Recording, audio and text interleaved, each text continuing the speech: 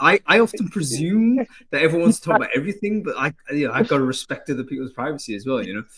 You can Um, leak as much as you want about me, and just like go for it. I'll chat about it super open. Like it always feels like the Brainfood audience, you know them like one step removed and are friends already. So I probably know like a good 20-30% of the folks on here.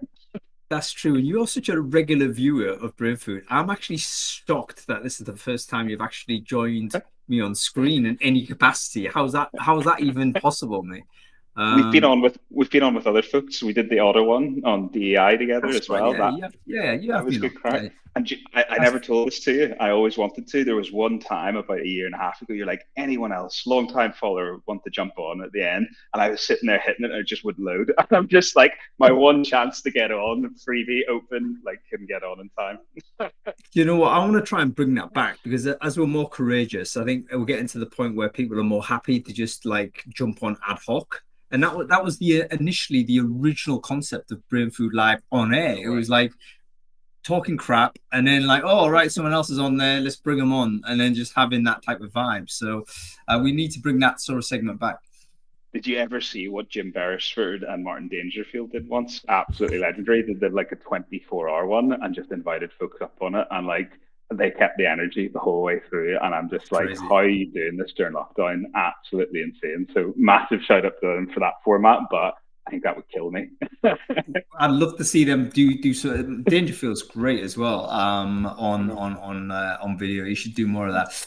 Anyway, we're live, everybody. Welcome to Brain Food Live on air, bringing it to you every Friday, no fail. It's episode 270, and we've got a really interesting and important conversation to bring to you today, folks. I've got to be honest, this was not a topic that I would ever thought about until I had a conversation with a friend of mine who talked about her experience about, coming back into the world of her old employer, having become a parent, and then not getting any sense that there was like any reintegration. It was like, all right, like the company didn't know what to do with the person coming back. The person didn't know what to do, and it was just an awkward situation. And I was just thinking, this reminds me of how onboarding is like anyway. Like if you don't care about this segment, what's going to end up happening is you're going to have local experiences,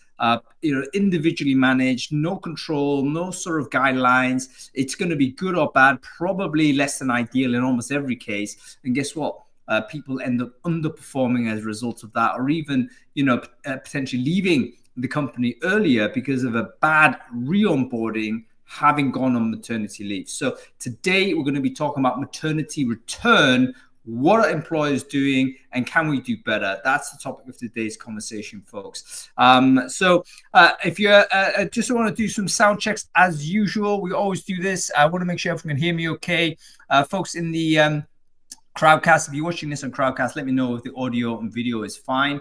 You should be seeing me and Michael Blakely, by the way, on screen. And we should be live streaming this on a number of LinkedIn's as well. I can see my LinkedIn's live.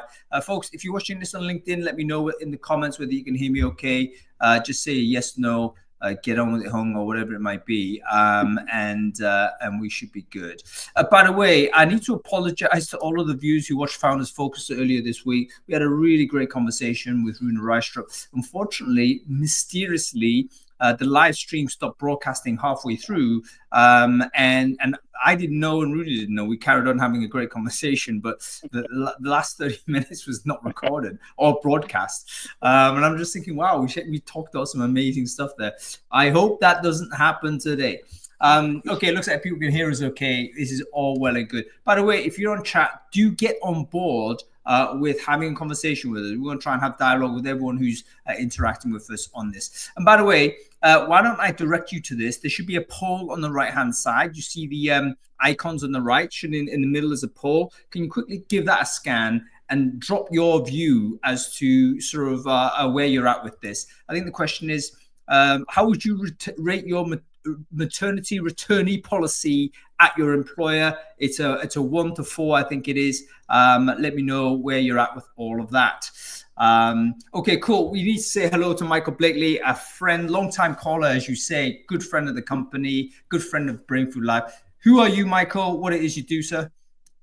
I'm the founder of Equitas, inclusive interview software. So used to be a professional interviewer. I did about 10,000 plus interviews, got to breaking point and built a bit of software to try and solve my own problems. And now we just launched Interview as a Service, which probably not enough time to talk about on this call, but super excited about, and providing companies with expert interviewers to help them upskill their own team. You are actually, I don't know whether you know, but you were sponsoring this episode, so you can speak. You can speak As much as you like. want. It's not my style. It's not my style. I've Right. really looked I at want some to. I of the want to things. hear I've about got the chance interview to as a drop in. service. This sounds interesting. This sounds like development from the last Equitas I knew. So tell us a bit about this. How does this work, Michael? It used to be my old role. So whenever I say professional interviewer, they used to drop me in late stage of the hiring process whenever they had too much volume. And I'd either be alongside hiring managers or just solo delivering those late stage, final stage interviews as well. But the way that we've positioned it now is we've got a great piece of software and kit, and we can actually do the interviews for them folks, whether that's screening interviews, final stage interviews. And sometimes it's if people lack one or two things. If they lack the technical talent in house to actually interview for a particular role, we can provide them with that. Or if they aren't super diverse as an organization and need a diverse panel and they want to take some action and do something about it, we find them those folks and come and drop them in the organization as well, because it's an absolutely critical way when people talk about it. Having diverse interview panels always super helpful for getting the diversity of thought in the room and making sure you're hiring the right folks. That is so interesting. I love how it's kind of got the human back into it as well, because I can imagine there's like domain expertise out there that could be tapped on an on-demand basis. I'm just imagining nursing, for instance. Let's see, who do you want interviewing nurses other than other nurses? Yeah. So could you not like get a bunch of nurses to come in and say, hey, we'll pay you per interview, come and interview these people? Boom, you can offload the interview load from your recruiters and your hiring managers, and get better quality of interview as well. And that's the exciting bit that we're still figuring out, which is what sort of interviewer pool do we build? And at the minute, it's all my old contacts and network who've just jumped right back in on some public sector contracts that we've been working on, which is incredible. But you could take it in any direction. And you're right, hey, medically trained professionals, one of our biggest clients at the minute is the Irish NHS. They already do this kind of ad hoc with a few other folks and RPOs and stuff like that. But if they're using the software, it just makes more sense to kind of tie it all together in one go. Dude, that's really compelling. I can, again, just don't sort of talk over too much on the topic, but let's imagine you're hiring for deep domain expertise. You don't have enough people to do the interviewing. I'm hiring for cybersecurity people or whatever it is. Why don't you could just present to the market, hey, we can build a slate of expert interviewers for cybersecurity professionals, and we'll get these quality recorded interviews, and you can much higher confidence as to what you're getting out of those interviews. And even on hiring manager experience, if they're absolutely maxed out across the board, they're not delivering on their core role.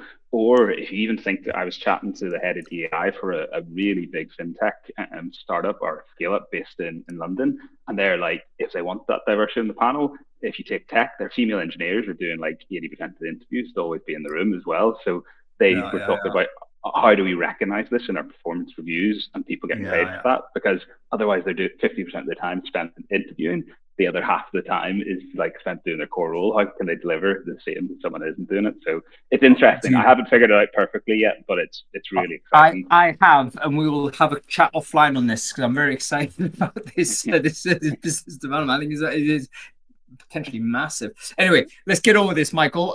Your job as co-host is to basically review the newsletter.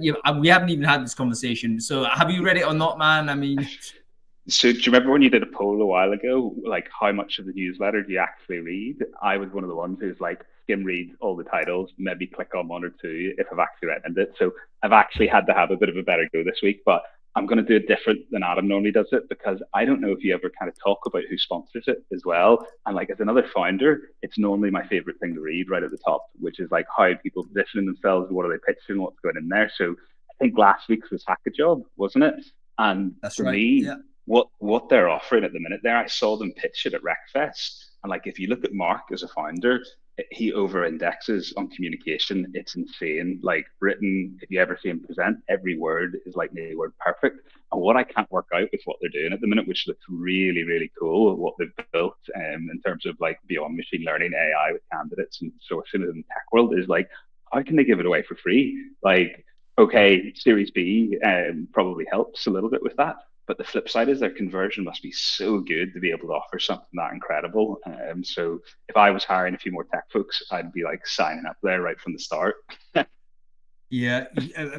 Well, I mean, thanks for shouting out Mark on that. But folks, check out the offer. It's crazy good. Basically, free access to a database of about 1 million tech people with AI-driven search. So it's like you don't even need to do any work. Just type in what you're looking for. It'll just present you with candidates that have actually onboarded already onto their platform. So high quality, high bar, max it out. I mean, like I say, I don't know why he's doing it, but there you go. It's there. I've just shared the link, by the way, into the Crowdcast link. If you're watching this on LinkedIn, I think you just got to go into my newsletter on the Recruitment Brainfood newsletter. The link to the free access is actually the first link in that newsletter. So go check it out. And if you're hiring for tech, no brainer, folks, no brainer. And last shout out to the voice AI poll that you put in as well on top of that. So for me, the person I absolutely love in this space is a guy called Jamie Betts from Neurosite. And I think they're going to become massive for pre sort of assessments, pre hire, and that voice technology piece as well. So they're killing it in early careers. And it's a really interesting approach to voice technology. So 5 minute assessment, bang, we can be predictive to have the right people work through the final stage. Where I don't think it works in our space, which is really interesting, is the people trying to replace a final stage interview. And I see loads of people trying to do that, AI bot, robot head, things like that. I don't think that works at the minute, but it's an interesting conversation to be had about voice AI, because like you go back 7, 8 years, it was all facial recognition video, and then the amount of bias that came in off that. Nobody touches that with a 10-foot barge pole anymore. Whereas voice seems a little bit more stable, but still super interesting to see what comes in terms of like accent bias and things like that. But that's my shout for 2025, that Jamie is going to not just start taking over early careers, he's going to start taking over the world. All right, I need to speak to Jamie, obviously. So, Jamie, if you're watching this, get in touch. I'd love to get a demo. I am basically a massive bull when it comes to voice AI pre-screening. I think that's the next big sort of recruitment tech segment that's going to really bust out. Last year, I was talking about interview intelligence, your market, which I thought was going to be obviously mainstream. But voice AI screening is going to be a thing. I had a conversation, by the way, with a company today that were telling me, massive multinational, they were telling me they had 6 million, they project 6 million job applications this year. And there's no way you can handle that volume of candidates without using technology of this type to give everyone the right experience. Imagine being able to screen 6 million people properly with AI, understand exactly what people are looking for, capture the information, then pipe it back into a system. It's going to be a massively improved service. There's Caroline coming in. Love Jamie's post as well. Honestly, he is very Marmite. People love or hate him. He's just like, AI is killing everything, and you need a solution for it. I'm not sure if I've met Jamie. I don't think I have. I think I might have done, actually. No, but anyway, I'm sure I'll pass across. All right, give us one more before we get into this. A couple more then. Last two. I'll do two super quickly as well. So recruiter time and motion study, even though Adam couldn't make it here, he's sponsored one of the best bits of content on there. So I think my key takeaway from this for folks in TA and recruitment is that we're ops junkies and just absolutely love doing stuff as fast as possible. And I think it was something crazy, like the split was like 94% ops and 6% strategy. So never taken enough time. And my favorite thing from that whole article was the fact that it says, what is it that TA and recruitment are the worst at doing? And every founder probably knows this. It was business cases. Just don't have the time to do that and get that through. So it was insane. That was a really nice kind of white paper that they'd laid out. And yeah, that was my takeaway, that folks in our space not always having the time to focus on strategy. Yeah, never any time. That's our weakness. And we've allowed, if you like, the operational needs to invade you got to create space for strategy. You got to basically say, listen, 2 hours every day. I've got to think about the next 5 years, not necessarily what's happening in a sort of micro deadline. Anyway, free from our friends at Talent Labs. Go check out. I hate the bloody format, by the way. I have no idea why that's not a standard PDF. But anyway, they've overly designed some very good research. So go and check that research out. Okay, give us one more, mate. Last one. So gender report, obviously lots of what's in there we're going to talk about today with some incredible guests coming on. Key takeaway is if you get more females into the workforce, it helps with things like aging population, growing GDP as well. So super interesting report, 39 pages as well. So bit of a long read, but if you get down into it, some overlaps with an incredible book, Invisible Women, and just talking about policy, highest level, how we design stuff, normally tailored to men's world, and not Always on the female. And like, if you think about it, on the topic that we're talking about today, maternity, majority of the care responsibility falls on the female side as well. But some really interesting approaches from different companies. I always quote Iceland. They do forced match paternity and maternity leave to try and make sure it doesn't impact promotions or job and security across the board, which is interesting. And even in Germany, they're trying a model where if both parents take more leave, they get more leave as well on top of it. If they share it between them, they get an extra month on top, which is all these little tweaks that could have further impact and effect across the whole workforce, which is super interesting. Yeah, and I think that sounds very similar to the Swedish model as well, which I think the two parents share the sort of the bulk time, and they can divide up the time as they see fit. However, these are exceptional cases. And the vast majority of countries, therefore, I would imagine the vast majority of workers, there is a paternity leave. By the way, folks, I'm not sure whether you know, but Michael himself has recently become a father. So congratulations to Michael. He did indeed take his paternity leave for 2 days or something. I don't know how long it was. 2 weeks. I managed to squeeze in 2 weeks, but I feel bad. Like, I have to take a few calls here and there throughout it. So, like, founders hard enough. If you want to make it 10x harder, have a newborn. Like, 4 hours sleep might not sound like a lot, but it's absolutely golden if you can get it these days. That's the standard pattern, isn't it? It's 2 weeks for the father, which, you know, again, we care about both parents, but in this particular show, the bulk of the issue is having a much longer period of return. So I think coming back after 2 weeks is totally different from coming back after 6 months, 9 months, even longer sometimes, if your employer or the country you're in actually does provide you with longer opportunities. We're talking about having a longer period of time out and then coming back. So it's maternity leave as on aggregate, I guess, what that will be. So I think that's what we're speaking to today. And yeah, I'd be interested. I'm going to bring our guests on now and see what they think about it, because it's something that I'm not sure we even think about. Like, let's have a look at our poll, actually. Okay, look at this. It doesn't exist. How do you rate your maternity return policy of your employer? Most people have said it doesn't exist. I think that's probably outright. There's one vote that said it does exist, but inadequate. Actually, I'm very surprised to see there was 6 votes to say 33% said that there did exist but could improve. And actually, there's a couple that said, you know what, it's actually really good. So that's promising. There seems to be some sort of companies out there that are thinking along these lines, which is very positive. Okay, let's bring on some of our guests, and we'll see sort of what we've got to say about it. I've actually forgotten who needs to come on here, but I'm just going to try and pull them on as best I can. There was loads of people I wanted to come on, so let me just check. All right, Chris is here. Let me bring her on. Epic. Absolutely epic. Let's find out if you think 2 weeks is long enough. I definitely didn't feel like it. No, I think we should probably do a paternity one as well, to be honest. I think that's a different it's a similar sort of a similar idea, but it's a different sort of scenario. I think Kathy was meant to be on here as well. Is that right? I can't remember. I'm gonna if you get a random invite to come on, by the way, you don't feel like it, just don't bother. But I'm gonna invite Kathy on as well. Oh, hello, Kirsty. How are you? Hi, I'm good, thank you. How you guys doing? All right? Yeah, very good. Nice to see you. We do have Kathy here. Fantastic. Okay, we're going to bring on Kelly as well. I think Kelly's here. So we're going to bring on 3, and then we're going to bring on more. So Give me one sec. Whilst I'm bringing on other folks. Oh, we have an echo here. There's probably a sort of a headphones requirement needed here, I'm afraid. Is anybody not using headphones on screen right now? I think Okay. Kathy's muted. The echo stopped. Good work. Okay. The reason why is basically whoever speaks is going to be picked up by the mic. So headphones are needed on this. I want to bring Kelly on as well. But okay, let's go firstly with intros.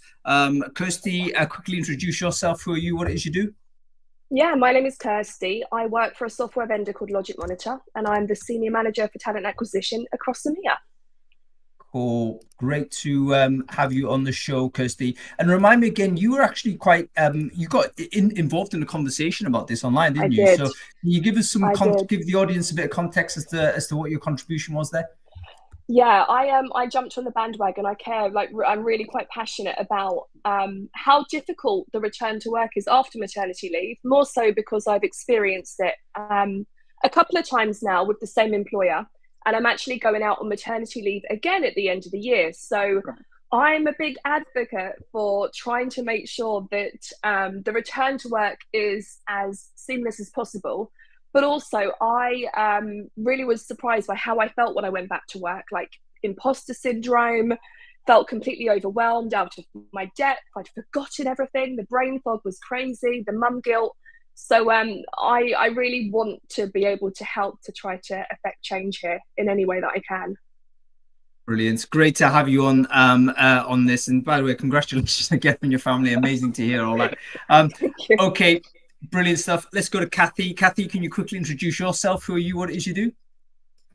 Sure. My name is Kathy, and after spending 15 years in tech in different roles internationally, mostly in sales, I founded Gaindea, which is a coaching and consulting practice that helps both companies but also individuals to reintegrate work after having a baby. So on the individual side, it's more about coaching, so making sure that we address everything that Kirsty has just listed, which is unfortunately very common, but also working with companies to make sure that their policies are appropriate, that they have the right level of awareness in terms of, how their employees treat their colleagues who have just had a baby. And so the idea is to really treat this as a holistic issue. So looking at both companies, but also individuals. I love that. That's perfect. You perfectly positioned to come on and share your insight with us here, Kathy. Welcome. And we have Kelly here as well. Kelly, wonderful to see you. Can you quickly introduce yourself? Who are you? What it is you do? Of course. Thanks so much. Very similar to Kathy, actually. I spent 20 years in HR roles, and then suddenly when I was pregnant, I realized, oh my goodness, I have not been supporting people in as much, in any way that we possibly can. And so I used my coaching experience, my HR experience, and then my personal experience to set up Career and Parenthood. And we work with corporates who really want to challenge systemic change in their organizations, those organizations that recognize that there's such an untapped opportunity to support their parental returners and their working parents in terms of improving things in the business, such as gender pay gap, talent, leadership, gender leadership as well. So we offer coaching, group, individual coaching, and consultancy to organizations to ensure that they are looking after their people the best way that they can. Yeah, fantastic stuff. Let's float some ideas out there straight away. Firstly, do we know what the overall state of companies having policies are when it comes to maternity return? So I think most companies that we're dealing with do have maternity leave policies. I think hopefully that's nudging at 100%. I think it needs to be lower in most countries that you need to have that. But what's your, does anyone have any data as to how many companies have a maternity return policy, like some sort of protocol to say, hey, this is actually how you got to do it and do it well? Any thoughts on this? Or any guesses? So I don't necessarily have specific figures to share with you, but I can argue from experience, and I'm sure that Kelly can concur with me on that. I think it's still very rare. I think it's still very niche. Companies are increasingly understanding the need for having a re-onboarding program, or at least some sort of policy to to help people reintegrate work. But it's still very much, I've only seen it in big tech. I'm thinking LinkedIn, for example, has a policy like that. Google has a similar policy as well. But it's not as widespread as obviously as we would like, unfortunately. I think for me, the challenge as well, and I don't have specific figures, is often what I see with clients is it's really down to the leader that you have as well, and how supportive and empathetic they are as to the returner journey that you might have. And so having a policy in place around what return might look like, or some guidelines, I think is super, super helpful. But it has to speak to the leader, and you need to have that leader that is comfortable having some really great supportive conversations. And so I think that makes a significant difference in organizations as well. Yeah, very, very good. Interesting that. So we're looking, again, we don't have the data here, folks, but we're going to make some presumptions. It looks like it's still marginal. Like most organizations are thinking along these lines. There may be some exceptional cases in what seems to be technology businesses that generally are quite progressive. I mean, the market leading tech companies, in my opinion, have generally been the most progressive type companies, maybe because they have achieved market dominance, let's say, and they've got more resources to apply to the case and so on. Vast majority of companies are probably just scrapping around, and tough market, tough times, etc. We've seen a cutback on all kinds of initiatives and programs that aren't actually associated with the bottom line, and we've seen that last couple of years, which has been very sort of difficult for people in the DE&I space. So it looks like highly well-resourced, technology-focused companies seem to have something. Michael, you seem you want to say something. Just come in. No, I just want to check in with Kelly and Kathy as well, because even some of the big institutions and companies and where my friends have worked across London, I've seen the complete inverse, where they've got the policy, and if the leader is really bad, they can just go against the grain, against it completely as well. And it's been insane. Some of the horror stories I've heard from my friends recently were demoted because they weren't on site to line manage folks, no flexible working hours or agreements kind of given in as well. And it's just like they literally want them to leave the company. And it seems mad that they're trying to churn what could be some of their most loyal employees. I don't know if you have both got experience or seen it firsthand yourselves. So I just want to say there and jump in, Hung, you talked about the bottom line. Actually, I think supporting parental return is fundamental to your bottom line, because I think you guys might know more than me, but isn't it about 30K now to re-recruit someone, plus the impact on time it has for your business, upwards of 30K, plus the impact it might have to your clients, stakeholders, productivity, getting someone up to speed. So if you think about the investment that you can put into somebody returning, even if it is some form of coaching or any form of support, it's going to be a lot less than potentially re-recruiting somebody. So actually, I would argue that it fundamentally impacts the bottom line of the business not to be looking after these people on their return. Yeah, I think that's quite Michael, right, Kelly. And just to your point as well, you can see I'm very passionate about this, and I'll stop in a second. But I think thinking about this, we can't think about this as one size fits all for everybody. Now, we do know that workplaces haven't kept up to speed. So workplaces are not designed to be supporting working parents. My nursery closes at 6 p.m. If I'm in a meeting in town that finishes at 5:30, I'm not getting back to my nursery by 6 p.m. And I think it's like £1 a minute or something overtime. But organizations have not caught up with that. And one of the fundamental things is I just don't think organizations are being as flexible as they potentially can be for parental returners. I'd agree. And can I just also jump in and say, so many companies have a diversity agenda specifically to encourage more women into the workplace and to encourage them to progress their careers. We're told now as women, you can do it all. You can have a career, you can have a family, you can raise this family, but the typical 9 to 5 does not support that function. And the thing that we have to consider is that if companies are inadvertently managing women out of the workplace when they try to come back to work because of their lack of flexibility, we're promoting a message to everyone else that works at the company that we're not women friendly. And we're also promoting that message to external candidates that come through. Like, I have women asking all the time, right, really quite nervously when we interview them, like, what's the maternity policy? Like, what's the parental leave like? Because they're almost nervous to bring up the conversation. Like, it's got like a stigma attached to it, and it shouldn't. one of And the I biggest think biases on that that come in. point, Sorry, go ahead, Kelly. oh no, sorry. All I was going to say on that point is I am seeing organizations, some of the ones that we work with now, they have the policies online and they talk about what leave we're offering. And that transparency is not only great for your internal employees, but also potential employees for the future as well. And I think that's really important for any individual that's coming through. Yeah, and sort of from a kind of at a macro level, but sort of the loss of women from the workforce has actually reached the political consciousness, hasn't it? I remember in the last government, wasn't it in the UK, Jeremy Hunt was talking about this. So even the Tories were talking about sort of the need to actually get more, create a scenario where more workers that are capable of providing some significant value are not kind of lost from the marketplace because companies haven't shown the right flexibility or created the right environment for these people to thrive. And by the way, Jules says something really interesting. Jules coming on in a sec. She's actually on maternity leave right now, so she will be a maternity returner. But I wanted to bring her on separately in a minute. And she's talking about things like, yes, nursery times are not configured.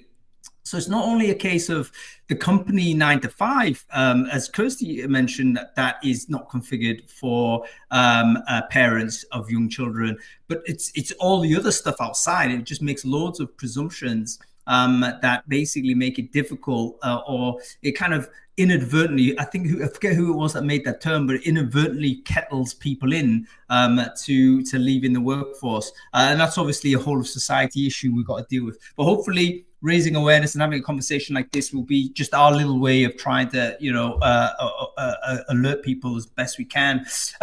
Kirsty, I want to go to you. You mentioned, I hope you don't mind, but you mentioned you actually been the maternity returner multiple times. So you're a bit of a veteran of this. So yes. Can you tell me, like as a person coming back, what are you feeling? What are you seeing? What can you now say that organization could have done better to have made it more compatible for you to come back at a faster ramp up, and also for the team, I guess you are rejoining or joining anew, how could they kind of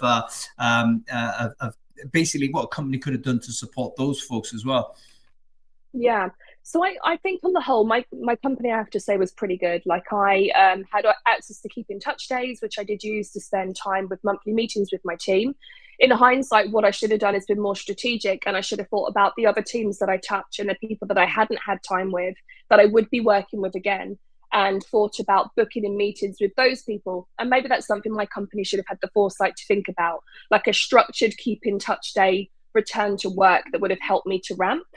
And in hindsight, I think it would have been good to have that kind of plan in place, like a loose plan before I even went on maternity. And also a plan also with regards to my career, like being ambitious. You come back after maternity leave.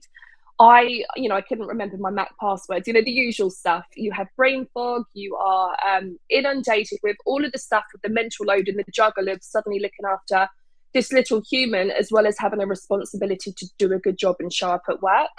And I think that I didn't realize how big that impact would have been. And I think that if I'd had more of a phase return, and that's something that my company is offering sort of this time around, they've changed their return to work policy with a phase return for a number of weeks to help kind of bed in, which will make a big difference. And I think that's absolutely critical to like coming back and having success.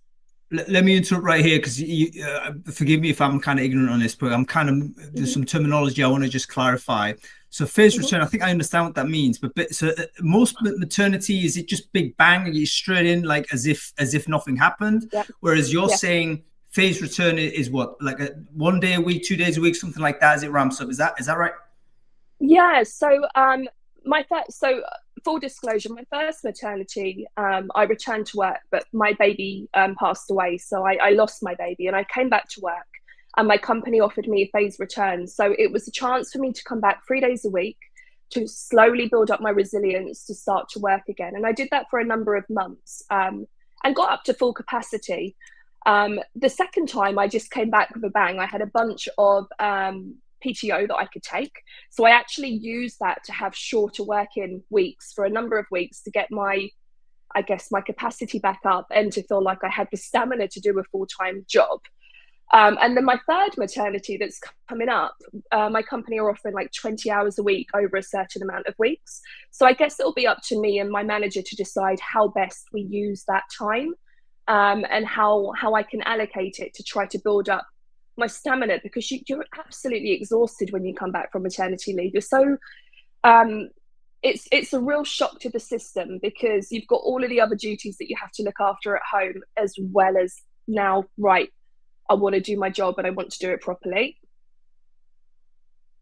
That's a really sort of well expressed monologue, Kirsty. I really thank you for all of that. And those experiences that you've got, I think each one is kind of, it's educational for us to hear from you, how exactly this thing needs to be structured. Opening this up to the other guests here, would it be fair to say best practice is a phased return? Like, should we just assume that's the right thing to do, or do we want to be like providing some sort of option? Does the option then kind of come with connotation? Because sometimes you can say, hey, we'll provide you with options, and then actually there's an unstated, desire for the person to come straight back fully on. Or do we actually say, actually, no, we understand there's going to be, we much want to have a more humane way of doing it. It's going to be standardized like this. So any thoughts on what the ideal return process is, phase return or all in? I would argue that the ideal return process would be bespoke for each and everyone, for each and every parent, because everyone has different needs. Everyone will have approached their, pregnancy or welcoming their child, no matter how that happened, in a different way. I've worked with some women who couldn't wait to get back to work. I've worked with women who were not ready at all and who felt like they had to do it because of, childcare is expensive, or all sorts of reasons. And I think in an ideal world, we should be able to offer options that fit each and every new parent. Now, I'm not sure how realistic that is in most companies. But I would say, for example, when it comes to phased return, that's definitely something that I would offer as an option. And not necessarily, same for keep in touch days. Some people want to completely shut away from work and really focus on their family during that time. Other people will need or want to stay in touch in a more frequent way. So I think my recommendation in general is that managers, or at least HR teams, have conversations with their people who are going away on leave and try to figure out what it is that they want. How do they foresee their return? And things might change in the meantime, right? Somebody might prepare to leave and go, I think I'm gonna want to come back, full on. And then once they have their baby, they're like, actually, I might need a little bit extra time, or I want to do things a little bit more slowly. And so I think that probably the most important thing is to keep having these conversations, is to keep the line of communication open, and for managers and HR teams to go at it from a point of view of curiosity and openness, and really listening to the person rather than trying to impose their own personal views or what they think the person might benefit from. Thank you, Kathy. Really important point. I just want to underline. People may change their minds as they go through the maternity process. So having a predetermined, even if you have the selection, so it seems that everyone in the crowd says that we generally want to provide optionality so people can choose all the way through. But it's also important to be able to have those choices change. So there has to be a dynamic sort of situation rather than be a lock-in, because your mood or your thought process might change as you go on. It is a very unpredictable situation. Okay, very, very good. I think we're getting some sort of pattern as to what a best practice looks like. Michael, I can tell when you want to come in. Yeah, I just want to ask one. No, I just want to ask one as well. Kirsty, you mentioned early on about guilt and sort of imposter syndrome. What sort of advice do you give folks coming in? Because I was out for 2 weeks and felt so guilty, like coming back myself. It must be 100 times worse for mums who have like spent a whole 9 months a year, and that's kind of been their identity. Like, how do return mums get over that? Because it must be so difficult that it's unreal. Yeah, I mean, it is. And I mean, the way that I think about it I was lucky with my son. We had really good settling in with my nursery, and then I'd drop him off at nursery, and after about a couple of weeks, he was fine. But you can't help but feel terribly guilty. The way that I think about it is I'm going back to work. I'm creating a career for myself. I'm earning money so that we can live comfortably in a nice house, and he can be provided with everything that he needs. And actually, my personal thought is that nursery is a really good thing for a child. It's great for preparation for school. It's good for socialization and 101 other things. So I took peace in that, and the whole imposter syndrome thing. I mean, I've had that consistently off and on throughout my career. I think it's such a common thing for anyone to have. But it specifically happened when I came back from maternity leave, because genuinely I felt like I'd forgotten the most basic things. Like, the most basic thing was the brain fog. Sorry. I've heard that when you're actually pregnant, some of your brain cells actually die to allow the energy to go towards like creating this child that you are then going to birth. So it all makes sense, and it's really hard to kind of get up to speed. And I found myself questioning, do my colleagues think I'm stupid? Like, I've forgotten something basic. I don't know the process here. And what would have been good, and what I'm going to ask for on my return this time, is to have a structured re-onboarding. And that's not something I had. I kind of came in and said, right, I'm going to get up to speed, and I'm going to go and set myself off and meet with different leaders and different people in different teams and try to learn again. But quite honestly, I probably didn't feel like I was capable of doing my job properly until I had been back for about 4 months. And that's a really long time to feel comfortable again in work. And I don't want to have to experience that again. And I feel like I can control that, though. It's not necessarily always down to the employer. It's something that I have some knowledge on now, and I can go and make a change for the next time.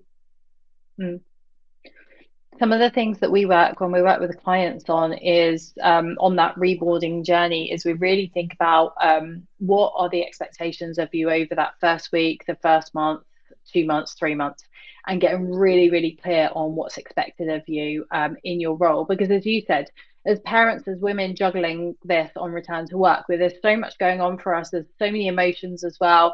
There might be nursery or childcare bugs. If you throw those in the mix as well, there's a lot going on.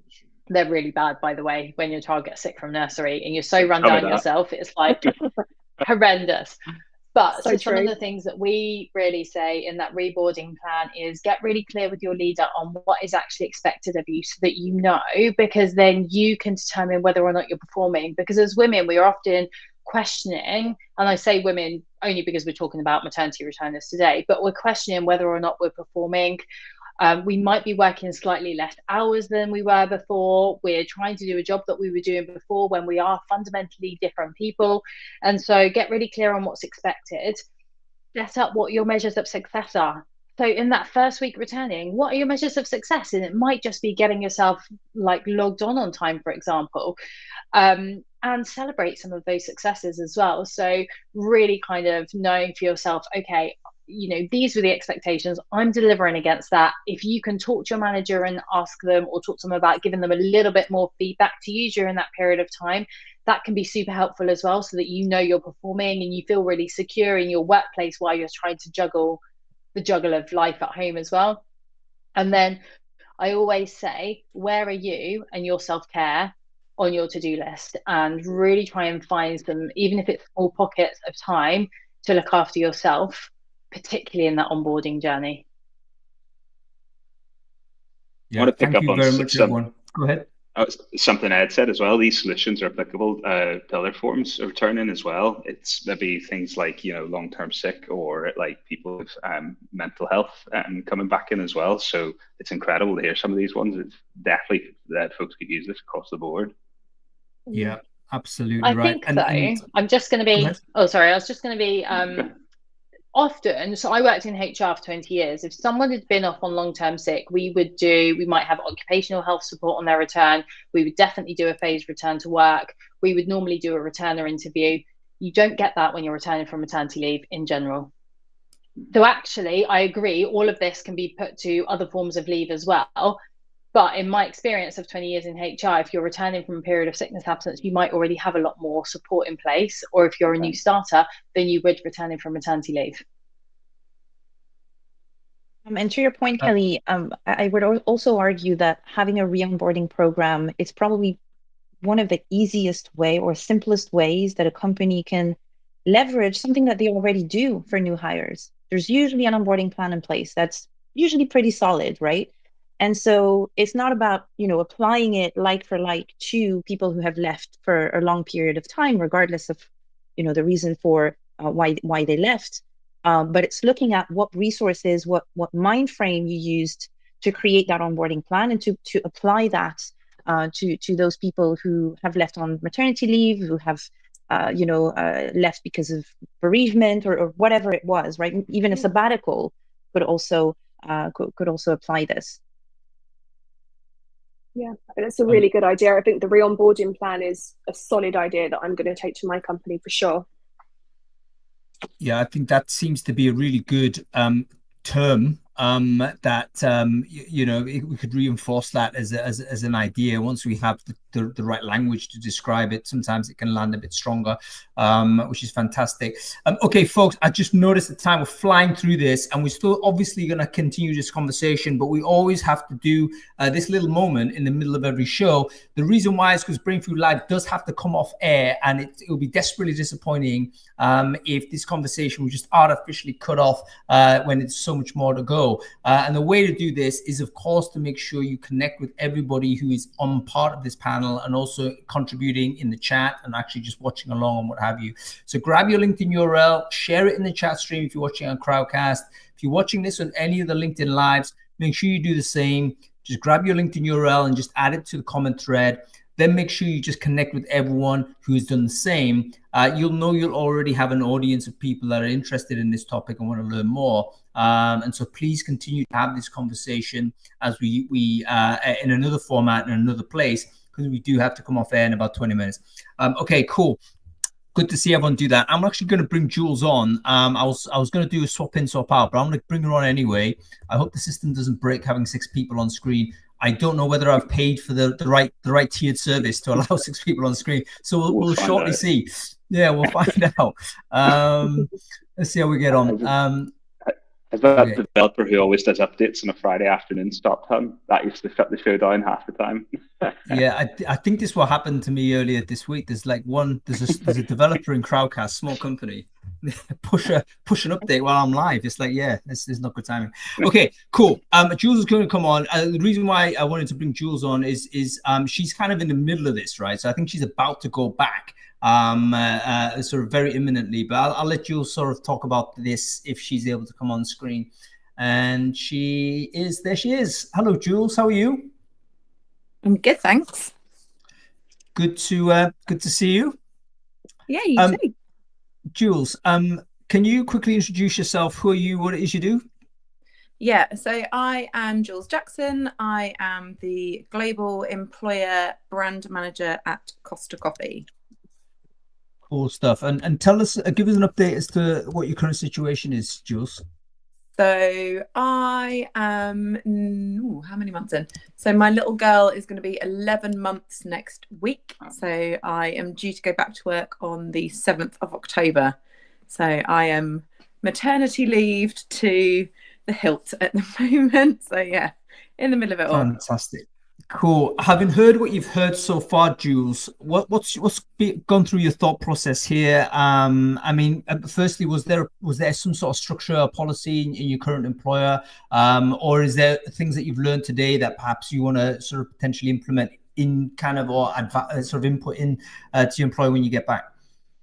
Yes, so it's an interesting one because we were looking at our maternity policy just before I went on my maternity policy, of which some of the things that we've discussed were submitted forward. So 80% hours, 100% pay for your first 4 weeks. There's a couple of other bits and pieces that we were proposing forward. Ultimately, I think that one of the key problems is not necessarily your line manager, but it's how much funding your organisation is willing to put into what's actually quite a small percentage of people that go off in a year. So it's quite a high amount of funding for a small percentage of people. So I think some of it isn't because some of this stuff doesn't happen because organisations don't want it to. I think some of it doesn't happen because financially it doesn't always seem to make sense to whoever is at the top of the pecking order. So I think, I know that some of those things haven't gone through at Costa, even though they were proposed. They've kind of come back and said it's maybe a next year thing, depending on where the finances are for the business. And so, I think when you're in HR, you have a bit of a unique sort of insight into the reasons maybe why something hasn't happened, not just because it's maybe not through good intentions, if that makes sense. At the same time, I've worked in other organisations where, you've done return to work programmes, and it's the line manager that's actually the problem in terms of trying to understand how those returners are going to fit into their environment. Or, it's such a matrix of, it's a complex matrix of things that happen when somebody goes off to have a baby. And then it's a complex matrix of things that happen when somebody wants to come back into the workforce. So some people choose to stay off. We've talked about that. Some people choose to come back earlier. Some people might have a bereavement in that time, or, have a disabled child, for example, which maybe they weren't aware they were going to be having to start off with. So I think there is only a certain amount that an organisation can do. I'm not saying that they can't do more, but I think there's like a base level that is expected. Anything above that, as a female, as a female going off to have a baby, you're like, oh great, they've done something extra. But I think expectations, and I could be wrong here, but I do feel like expectations are generally quite low when you fall pregnant. So I mean, correct me if I'm wrong, guys, but that's certainly, maybe it's just me, I'm a bit like, I have no expectations here because I know they're not going to be great, having worked in different parts of it before. So anything above and beyond is just nice, if you know what I mean. So yeah. It's too much put in the hiring manager's hands. Is sometimes they might not have knowledge, expertise, how to deal with it, and if they're already maxed out, that might just get dropped through lack of experience and how to deal with it. Well, Michael, I was about to say exactly that. It's like without some sort of policy or structure, you are totally up to the line manager, and certain line managers are going to be amazing. They're going to be fantastic, but it's just going to be so variable. Is that you're not going to get a consistent experience. I've got to say, even with policies though, even with policies in place, I've got plenty of people from my antenatal groups who have got policies in place. They work for big organisations and they are having some serious challenges, not because the policy is not there, but because of the line manager. So that I guess that's the bit that you are never 100% sure of how you are going to be treated coming back into an organisation. So I'm really fortunate. I have a male boss, and actually he has been really, really good. I know other people who have female bosses, and maybe I'm being slightly sexist, but you would hope that there is a slightly different level of understanding, given that a lot of other females have had children, and actually the experiences that they've had with their female counterparts has been worse than the experiences they have from some of their male line managers. So it's just a minefield, to be honest with you, I would say. Those friends I was talking about earlier, it was the exact same scenario where it was female bosses who had kids maybe 30 years ago plus. And I don't know if it's, hey, we went through it, exact same for you, but return to office every day, you have to be on site, no flexibility, no compressed hours, and it's just wild. It just doesn't work. And even asking, even if you are. So I've been approached a couple of times whilst I've been on maternity leave, not that I'm looking to go anywhere, but my question back to all recruiters is, would you offer a 4-day week? And straight out, most of them go, yeah, no, sorry, it has to be 5 days. And I'm in a 4-day week job already. So I'm like, well, I know it's possible. And I know many women who hold high ranking positions in global organizations who work a 4-day a week. So there's also some prerequisites that are coming before you're even considered. So, that childcare thing doesn't stop just because you've gone back to work. It continues into your career. So I think it was Kelly, I think you might maybe commented on that before, that actually there are further limitations if you are ambitious but want to balance your life with your family. It's always limited. You made a really interesting point actually there earlier around the line leader, and what I find is that this is such a state of transition, and we're in quite an emotive state, or I was in an emotive state when I was due to return to work, because your emotions are everywhere, you're anxious, you don't know how you feel about yourself, and yet we really are in a stage at that point where we have to really advocate for ourselves. We have to, in my experience, fight a bit more for the working hours you want, or making sure that meetings don't go in your diary at 5 p.m, for example, or 6 p.m when you're putting your child to bed. And you have to really advocate for yourself, I believe, on that return to work journey, unless you have a really, really great, strong leader that's backing you. And I find that really, really challenging, because that's in a stage where I really feel like we should be able to support a lot more individuals a lot more on their return to work. And actually, I'm spending a lot of time helping individuals advocate and be confident and have tough conversations themselves. Yeah, no, I agree. I think unless you are sort of steadfast in your own sort of convictions as to what you do and don't want, or you feel confident enough to be able to hold your ground, I think it can be really, really negative to come back into that environment where they say one thing, but you get something else out of the back of that. So yeah, fingers crossed. Folks, just coming on here because we are coming close to time, and I want to kind of leave the show with just a few tips. So maybe we kind of go with some tips on actually your inspiration here, Kathy, on the sort of the returnee side. So can we give coaching to someone who's coming back? So one tip on that side, and then maybe we can give some advice to, maybe an employer or a hiring manager, a HR person, the CEO who's listening into this and thinking, you know what, we've got to rework our plan. What advice would you give to that person? Let's think of the two sides of this. So I'll just go round clockwise as I see it. Michael, as I see you first, let's go to you. A tip for you're going to pass. Okay, I'm still going to come back to you. Last. I'll go last. Yeah, everyone else. You do realize last is harder because all of the good stuff's already going to be recommended. So, okay, on your head be it. Okay, Kirsty, let's go to you. Tip for a returnee and then a tip for an employer.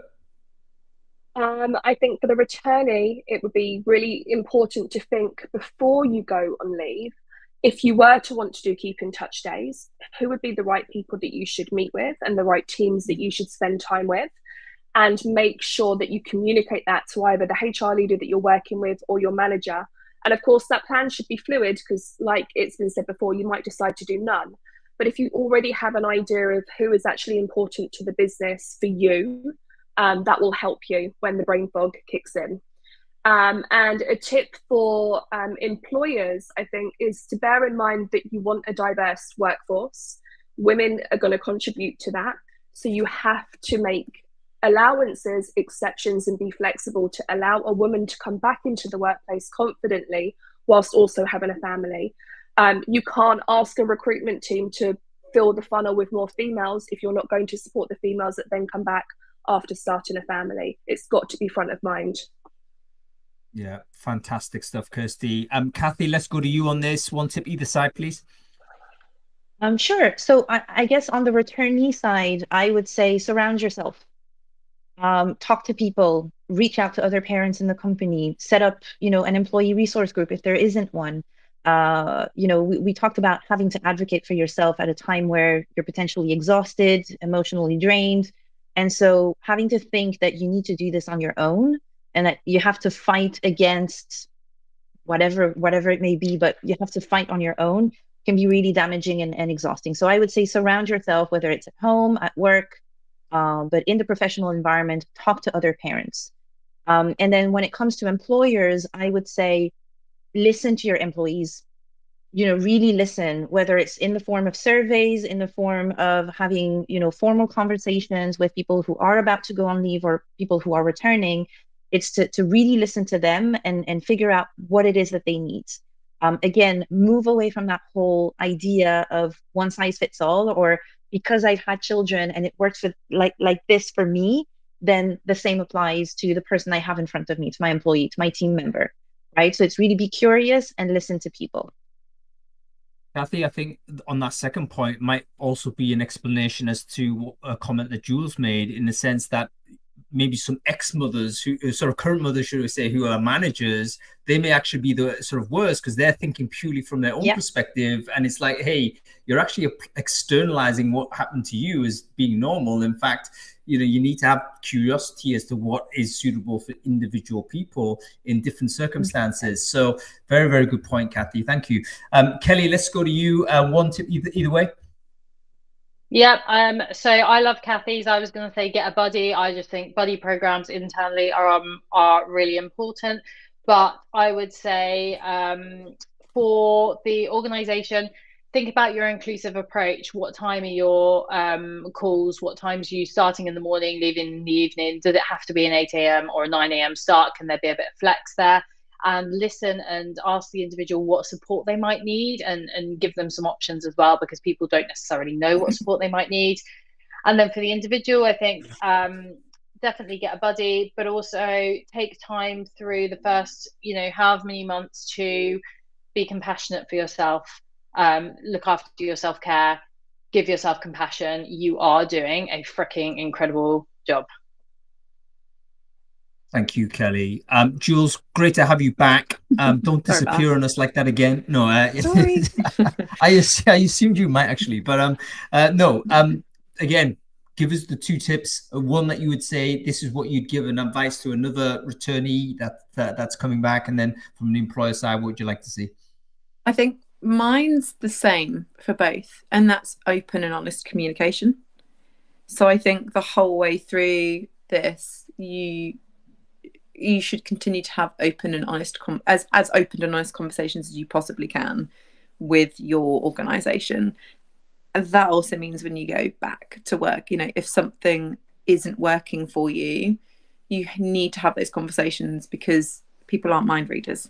So unless you say something, things also won't change. So I think for me, that's been my key, being really open and honest with my line manager the whole way through. So before I went off, whilst I've been off, and also now that I'm going to be coming back into the workforce, I've set those expectations. We've discussed what that looks like, and we've kind of come to an agreement point with each of those. So that's for both parts, open and honest conversations. Yeah, fantastic. Really, really good advice. Thank you. Thank you, Jules. And thank you for our wonderful panel. Michael, I'm going to come to you, actually. I haven't forgotten about you. I've got it. Give us the tips either way. So for me, I want to, if we can mobilize the crowd, brain food especially, and actually hold employers to account. So I'm really hoping the Northern Irish tech community doesn't blacklist me for this, because they've been doing this for years. What I'm dropping in here is all the tech folks in Northern Ireland report back on the benefits that they've got completely and honestly. People can verify it across the board as well. And if there's this focus on maternity, returners policy, like how much leave are they giving there, what support have they got to offer, and filtering it into something like that, it could be incredible. And I know you love a good list, Hung. You've got list of events and things like that. If we start to get folks to report back on this, we're going to see who the best employers are. And because it's all anonymous and folks don't have to attach a name to it, it's pretty powerful, because then you can start to see what is standard practice, what do we need to offer across the board, especially for this topic. Hey, that's a really good idea. That's a really good idea. I'm surprised that actually doesn't exist already. We're starting to see tech that does this on comp, you know, to share what the transparency in terms of compensation is. But on the maternity side, here's a spreadsheet that seems to be open access. So make sure you avail yourself of that. I see no reason why that shouldn't be something that is very widely shared and bookmarked. Definitely will help having internal conversations. And by the way, if you're an employee, sort of you're involved in HR, you're a TA leader or whatever it might be, having access to that document, I think, is a very powerful way to make a business case. So yeah, avail yourself to it and get it bookmarked. It's niche because it's Northern Ireland only, but hey, there's nothing saying we can't do it for across the rest of the UK. As well. Everyone knows how to make an extra tab on a spreadsheet, Mike. It'll be fine. All right, listen, we got to say goodbye to our Jules has dropped off yet again. I understand this. That's fine. Thank you so much, Jules. And we're going to thank our wonderful panelists as well. Kirsty, wonderful to have you on the show. Kathy, brilliant to get your contribution. Kelly, great to see you as well. I think there was some other guests I failed to bring on. My massive apologies apologies for doing that, but I'm terrible at managers. I need to get better. But yeah, thank you so much for sharing. It's been really educational for me personally. I hope it's been valuable for everyone else who's been listening. And it kind of gives me some inspiration that maybe this is an area we need to spend more time on, not only discussing, but also putting into action. So thank you, all of our guests. Wonderful to see you. Have a good weekend, everybody. We'll say goodbye to Kirsty. We'll say goodbye to Kathy. Say goodbye to Kelly. And we'll say goodbye to everybody. Thanks for watching, folks. But oh shit, by the way, we're back next week, obviously. We have Founders Focus yet again on Tuesday. We're going to be speaking with Maxime Lagarde-Cocan over at Mackie People. He's on Tuesday. We'll also be back on Friday. We're going to be talking to Ben Sessa, no less. And we're going to be reviewing all of the insights that he's taken place over 1 million interviews. What is actually going on in interviews? Make sure you sign up for that show, and we'll see you there. Go ahead, Mike. Can I give one last shout out as well? Next week we're going to see each other again. Britain's Got Tech Talent. Five incredible founders. Yeah. And actually, Rachel and my marketing team is going to kill me because I left it right to the end. That's a great shout. When is that? Don't tell me I've not got this in my diary, mate. You've got to. You're hosting, so it is in September 5th, 11 a.m. So 5 days, 19 hours. Next Thursday. Don't say 5th. What day is it? The Thursday? That's good. No worries. I'm there. All right, cool. All right, folks, that's it. We'll see you next week. Have a good weekend, everybody. Cool. That was good, wasn't it? I thought it was really educational. Really, really interesting. The amount that you learn and seeing, like for me, it always comes in at the interview stage whenever people talk about it, and like it's like folks asking people like if they're starting families and things like that, all the kind of bias that creeps in there about who they're going to hire based on what age. So it's really nice to see it at the other side of the journey and people getting back in and return to work. But rock hard, like raising a child for like 11, 12 months is hard enough, and then throw a job on top of that. Like it's so much harder for mums than it is for dads. Yeah, I think the problem we've got is that essentially the organizational design is not designed for families. It's designed for basically 25-year-old childless men. That's essentially the default setting for companies. Who did it differently? Patagonia. They used to have the nursery at the center of their workplace, so that's what the whole hub around the whole organization was. Bring in, drop your kids off, do that first, which is interesting. And the other one I had that was super interesting was Aldi. And one of the first managers I ever had, he is just like, Michael, never neglect mums from your workforce. Don't just hire these young guys who you think can throw stock out twice as quick. The mums are far more effective at this job. And by God, was he right. In the area I used to look after, some of the best employees you had were mums who were starting their career after having a family. So it's incredible. Like you learn from seeing it in practice. Yeah, I think that what we need is essentially more elastic businesses, because people's lives change. I mean, they change outside of work, and this is not only having kids; it's also illnesses. It just maybe motivation. You don't need to be a reason. There could well be, I decided to spend more time doing painting or something. And we need to get to a place where the job is responsive to the changing interests and demands of the worker, where it's not just a hard in or out. Here's the fixed job that you must deliver. Like, can we create more elastic? I call it elastic job description, where it'll evolve with you. It's got more plasticity involved. It could, but we're miles away from that. If there's founders out there who could run it as an experiment, like what's it like having an entirely part-time workforce if you pay them super well and they job share across the board? It'd be so interesting to see. Even if you break out a team or division and see if it works, I think folks would be so much more productive. Do you know what? I mean, maybe the AI-enabled world will look a little bit more like that. I mean, whether that's utopic or not, I don't know. But you can imagine a situation where you have, solo entrepreneur that ends up just accruing relationships with people on an on-demand basis, and that inherently becomes less than full-time, determined on the relationship that you have with that person. However, it might also mean different worker protections. For instance, typically when you're engaging in that sort of, we talked about this last week actually, and don't know where they caught it, but we talked about the Labour policy on employment law and what we're looking at, and governments struggle with it. I mean, basically, we struggle to legislate for flexibility because flexibility can increase the surface area of exploitation, so to say. But in some cases, flexibility is the key towards creating more of this how do you call it? Sort of working patterns that are more suitable for a wider variety of people. Which of course we need, because we need to have access to different types of inputs. Anyway, listen, what are you doing this weekend, man? Anything interesting? Well, you obviously got family to take care of and all that stuff, mate. So all good with that. Good luck. Parents are over. Yeah. Oh, amazing, so mate. That'll be good crack. Yeah, maybe take them to Jackalope as well, London, best noodle place in town. So let's see what it's like. But yeah, apart from that, my weekends are the same now, just looking after Roy. Enjoy. Listen, mate, we'll catch up What about you? soon. What am I doing? I've got a lot of talks to prepare for. Basically, I've signed myself up to give talks, which I shouldn't be doing, but I've got to do them. So now I've got to put a bunch of decks together. So I'll be doing that. Well, hopefully, I think it is the last week of summer, so I'll be chilling out and doing some sunbathing, hopefully.